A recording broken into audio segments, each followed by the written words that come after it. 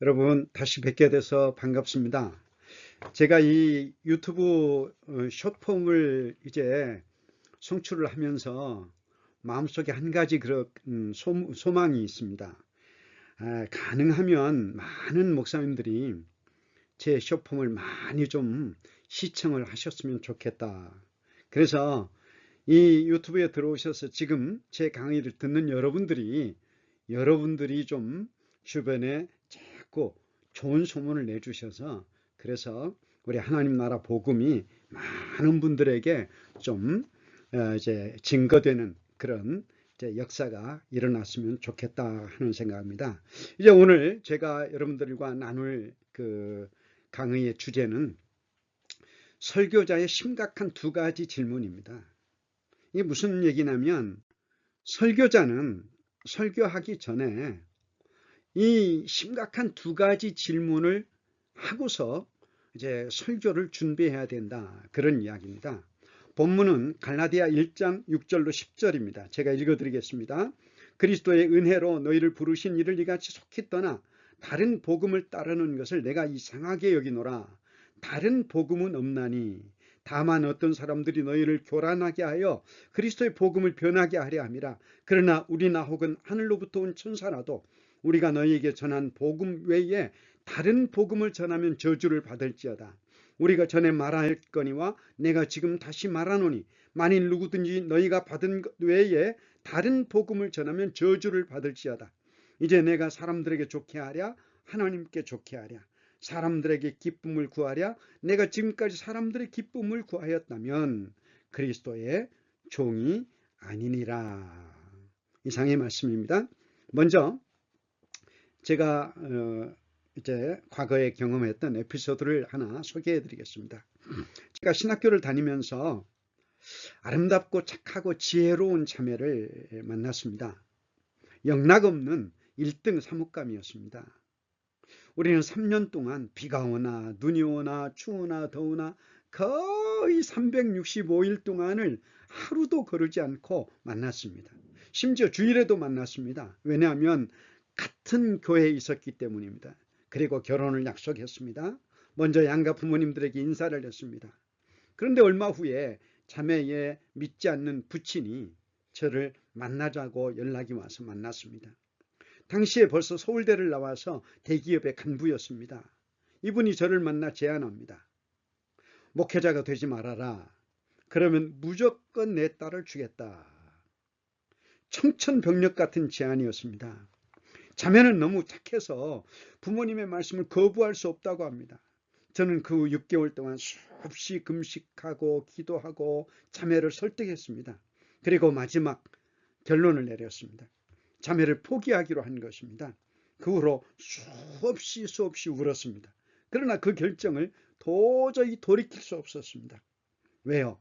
사랑하는 자매도 소중했습니다. 그러나 그 자매보다 더 소중한 것이 주님이었습니다.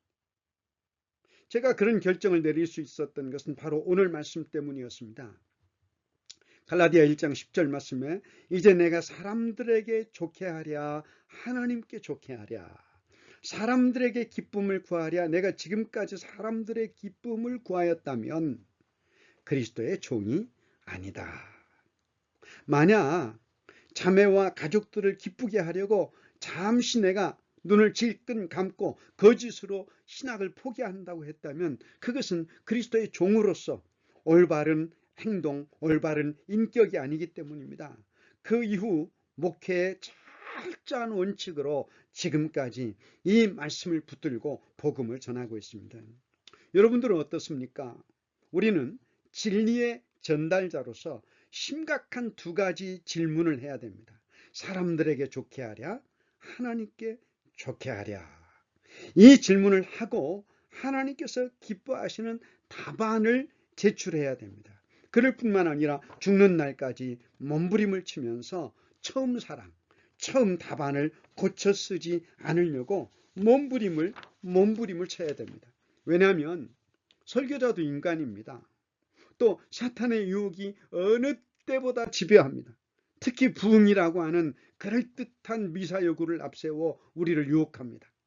교회를 수적으로 키우지 못하면 마치 목회에 실패한 사역자로 낙인을 찍습니다. 그러다 보니까 수많은 목사가 하나님을 기쁘시게 하는 믿음이 아니라 사람을 기쁘게 하고 사람을 모으는 목회 전략에 매몰됩니다. 특히 강단에서 하나님께서 기뻐하시는 복음을 선포하는 것이 아닙니다. 사람들이 좋아하고 사람들이 기뻐하고 사람들이 환호하는 축복을 말하고 위로를 말하고 격려를 말하고 칭찬하고 또 행복을 말하는 다른 복음을 전하는 것을 당연한 것처럼 생각합니다. 여러분, 주님께서 우리에게 맡긴 사명이 무엇입니까? 큰 교회를 짓고 많은 사람을 모으라고 하지 않으셨습니다. 지상명령이 기록되어 있는 마태복음 28장 18절로 20절 말씀을 소개합니다. 예수께서 나와 말씀하여 이르시되 하늘과 땅의 모든 권세를 내게 주셨으니 그러므로 너희는 가서 모든 민족을 제자를 삼아 아버지와 아들과 성령의 이름으로 세례를 베풀고 내가 너희에게 분부한 모든 것을 가르쳐 지키게 하라. 볼지어다 내가 세상 끝날까지 너희와 항상 함께 있으리라. 아멘. 주님께서 우리에게 분부하신 것은 절대 부흥이 아닙니다. 생명을 바쳐서 복음을 전하는 것입니다. 우리는 자본주의 기독교 가치관에 깊이 물들어 있습니다.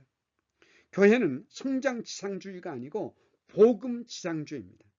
영혼 지상주의입니다. 그러기 위해서 우리 설교자는 끊임없이 하늘을 우러러서 한 점 부끄러움이 없도록 사람을 기쁘게 하는 설교자가 아니고 삼위 하나님을 기쁘시게 하는 복음 설교자가 되어야 됩니다. 우리는 누이 좋고 매부 좋고 식의 설교자가 되면 안 됩니다. 마지막 주님의 심판대 앞에 섰을 때 주님께서 우리를 향해서 무슨 말씀을 하실지 항상 고민하고 생각해야 됩니다. 여러분, 주님께서 이 땅에 성육신 하신 것은 자기를 기쁘게 하기 위해서가 아니라 하나님 아버지를 기쁘시게 하려고 이 땅에 오셨습니다. 그리고 죽기까지 복종하셨습니다.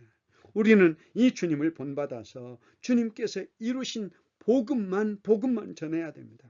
이를 위해 우리는 죽는 날까지 사람들에게 좋게 하랴? 하나님께 좋게 하랴? 이 질문에 대한 성경적 답을 가지고 오직 복음만 전해야 됩니다.